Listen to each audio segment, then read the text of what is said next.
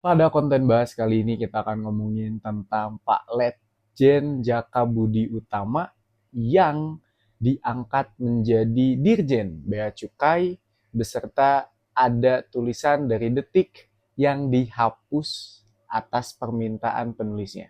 Pengen tahu kenapa? Selamat datang di konten bahas.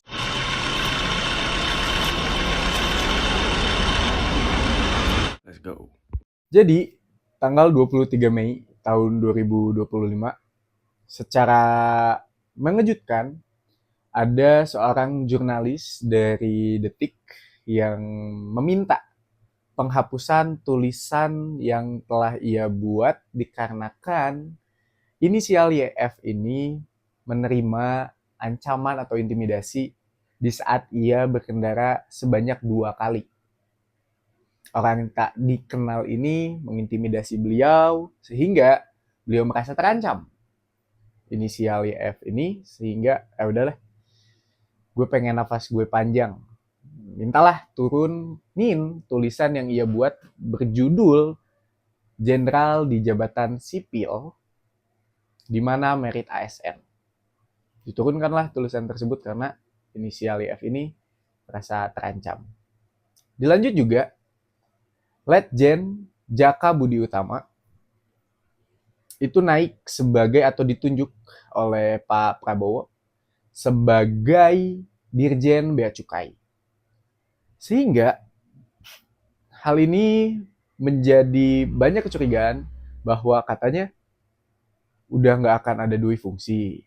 Tapi kok ada yang di luar lembaga yang disebutkan oleh undang-undang. Buat kalian yang nggak tahu, ada 14 lembaga atau kementerian yang boleh diduduki oleh TNI semenjak revisi Undang-Undang TNI. Meskipun secara nyatanya masih banyak juga orang-orang yang punya pangkat di militer masih duduk di jabatan sipil.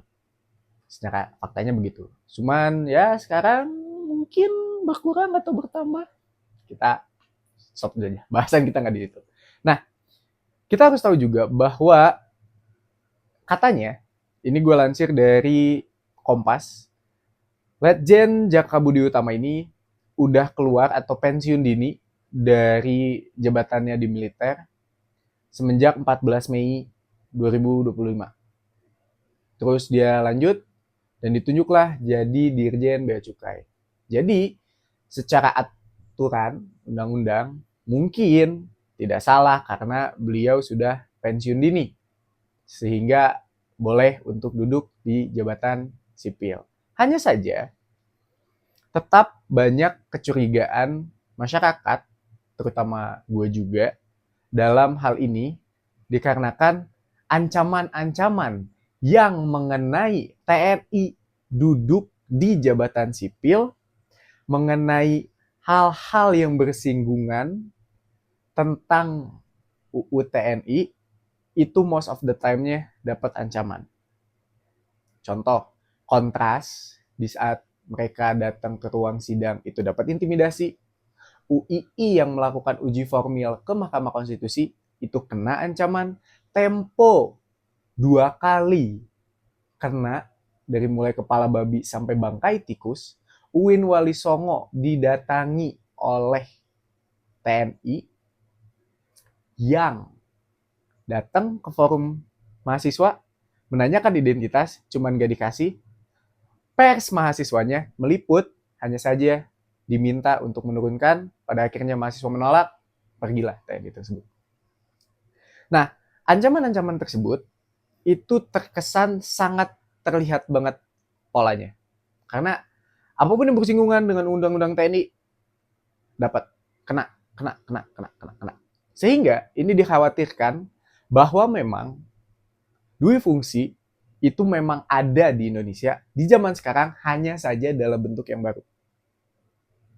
Karena seperti yang kita tahu bahwa salah satu tuntutan Orde Baru ke reformasi adalah untuk tidak adanya dui fungsi ABRI waktu 98. Terus juga kita harus ngelihat bahwa ancaman-ancaman ini tuh seringkali didapatkan oleh pers sehingga mempengaruhi atau bisa mencederai lah kebebasan publik untuk berpendapat. Itu adalah salah satu tuntutan juga di Orde Baru ke reformasi. Tuntutan reformasi. Karena dulu zaman Orde Baru dibredel semua media. Dan gue pun sangat mengkhawatirkan bahwa ini tuh memang sebagai pembawaan watak militeristik Pak Prabowo ke dalam bagaimana cara ia menjabat. Beliau tuh kayak terkesan ya, gak mau jabatan-jabatan sipil ini dipegang oleh sipil, hanya pengen dipegang oleh orang atau tokoh-tokoh yang punya background yang sama dengan beliau, karena beliau tahu bagaimana cara kerja TNI, yaitu One Commando. Tentunya ini juga sudah mencederai kebebasan berpendapat. Karena di negara demokrasi, debat itu udah menjadi hal yang sangat-sangat wajar. Yang namanya demokrasi, adu gagasan, kebebasan berpendapat dijamin oleh konstitusi kita. Sehingga menjadi kecurigaan yang baru juga bahwa memang ada pembawaan watak militeristik Pak Prabowo. Dan dilanjut juga oleh meritokrasi yang dipegang oleh ASN, itu kesannya kemana? Karena bukan hanya ancaman terhadap tuntutan reformasi, cuman saja ini tuh ancaman ke banyak banget masyarakat-masyarakat yang sekarang sedang menempuh pendidikan untuk bisa memenuhi otaknya, memenuhi kepalanya dengan kompetensi untuk bisa duduk berada di jabatan-jabatan sipil tersebut. Gue nggak akan meragukan kompetensi Pak Jaka Budi Utama, hanya saja tentu dong kita bisa mempertanyakan kompetensi Bapak Jaka Budi Utama. Dikarenakan background beliau itu adalah militer. Sekarang gini, ada berapa banyak orang yang sekarang sedang menempuh pendidikan S1, S2, S3 bahkan untuk melayani masyarakat di Indonesia karena mereka tahu untuk bisa berada di jabatan tersebut butuh kompetensi yang baik. Sekarang kesannya dengan Bapak Jaka Budi Utama menduduki Dirjen Bea Cukai, kesannya yang ditimbulkan adalah kompetensi yang baik kalah dengan relasi yang baik. Menjadi bingung di negara yang bingung bagi gue. Karena gue investasiin waktu gue 4 tahun, bahkan bisa lebih karena S2, S3, untuk bisa melayani masyarakat dengan kompetensi yang gue dapat dengan pendidikan gue, tapi gue kalah dengan seseorang yang ditunjuk oleh Pak Prabowo untuk menjadi Dirjen Bea Cukai. Dan ini menjadi ancaman juga untuk orang-orang yang memang punya keahlian di bidang tersebut. Sehingga wajar dong sebagai masyarakat sipil kita mempertanyakan meritokrasinya di mana.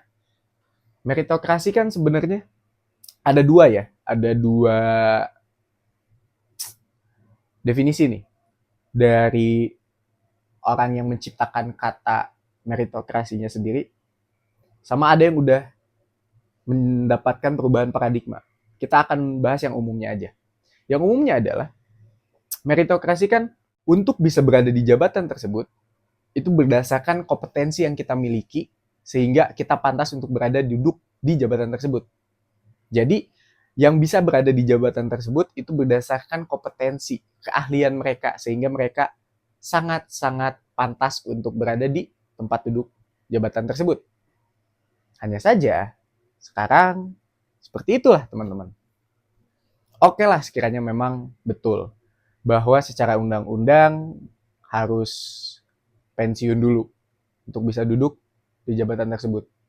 Hanya saja tetap kok bisa hal yang begitu terjadi, sekelas undang-undang sudah mengatur hal tersebut, dan gapnya pun cepat sekali teman-teman, dari 14 Mei langsung diangkat. Kan rasanya apa ya, gue ngerasanya kayak ada motif something gitu loh, ada switching karir yang super cepat, secepat itu, dari 14 Mei setelah Pak Jaka pensiun dini, langsung dirjen. Man,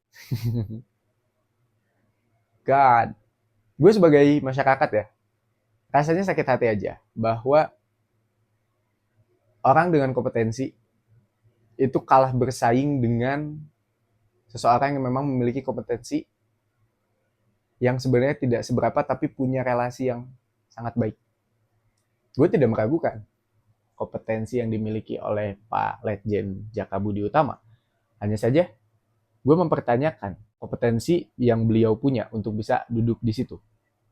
Teman-teman semua, gue sangat yakin bahwa TNI ini sebenarnya baik. Gue secara personal memiliki kedekatan dengan seseorang yang memang berada di TNI-nya langsung. Dan gue paham apa yang mereka rasakan. Gue paham bahwa banyak sekali TNI yang tidak sejahtera. Gue sangat paham bahwa banyak sekali TNI yang hidupnya tidak layak. Akan tetapi, kalau sekiranya memang hal ini beneran terjadi dengan cara yang seperti ini, man, I don't think it's right. Dan gue paham, masyarakat itu masih percaya dengan TNI. Terbukti dari survei yang dilakukan oleh indikator politik, di mana kepercayaan terhadap TNI itu sekitar 85,7%. Tertinggi, salah satu yang tertinggi, bahkan nomor satu. Akan tetapi, jangan sampailah kepercayaan publik yang memang kalian miliki ini hancur dikarenakan adanya hal-hal yang seperti ini lagi, ditambah dengan ancaman yang diberikan. Meskipun tanggapan dari Panglima TNI-nya adalah jangan sampai kalian tergiring oleh opini-opini yang seperti ini ya mengenai ancaman inisial F. Tapi kita wajar dong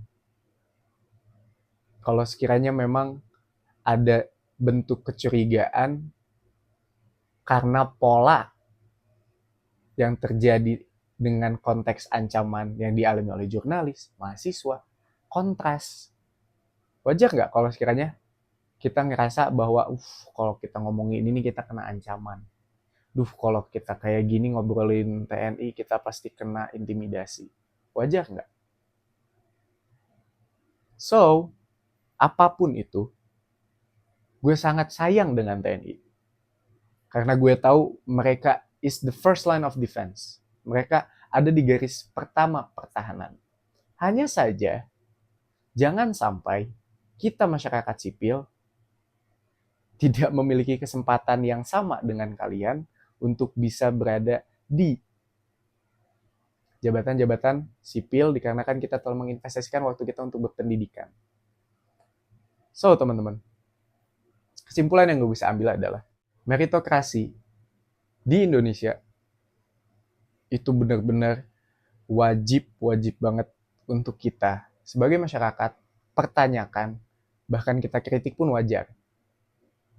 Dikarenakan hal yang kayak gini bukan terjadi sekali dua kali, bukan satu orang dua orang yang berada di duduk jabatan sipil yang sebenarnya bukan karena kompetensi tapi karena populer. Come on, we're better than that. Gue yakin kita lebih baik dari hal itu. So, apapun yang terjadi, kita awasin bareng-bareng. Gue harap konten ini membantu. Terima kasih banyak yang udah nonton. Gue Rangga Susena and ciao.